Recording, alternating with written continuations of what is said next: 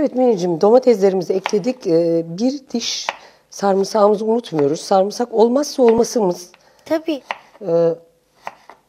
Genelde sebze yemeklerinde ben sarımsak muhakkak kullanıyorum.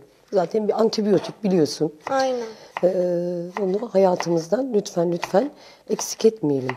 Hatta aslında geceleri böyle bir diş yemek lazım ama kokudan dolayı hepimiz biraz uzak kaçıyoruz ama sağlığımız için aslında çok iyi.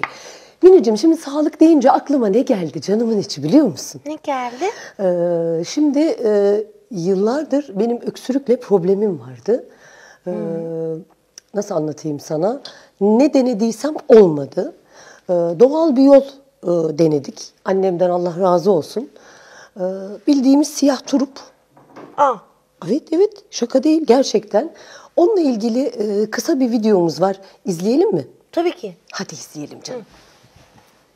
Değerli izleyicilerimiz, inanın günlerdir öksürükle uğraşıyordum ve cebelleşiyordum. Ne denediysem olmadı. Hakikaten normal hayatımı, günlük hayatımı artık zedelemeye başlamıştı. Her zaman da antibiyotik tabii ki kullanmak istemiyoruz. Hava değişimlerinden grip çok yaşadım bu sene maalesef. Dışarıda çekimler oluyor, o oluyor, bu oluyor. Lafı uzatmıyorum. Kara turp. Soyuyorsunuz, içini oyuyorsunuz. Oyduktan sonra içine bal döküyorsunuz. O bal yavaş yavaş onun suyuyla birlikte aşağı doğru süzülüyor.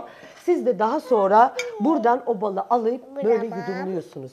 İnanın dün gece o kadar rahat uyudum ki kesinlikle herkese bu tarifi tavsiye ediyorum. Ne gribim kaldı, ne öksürüğüm kaldı. Maşallah diyorum, dünden beri rahat nefes alabiliyorum.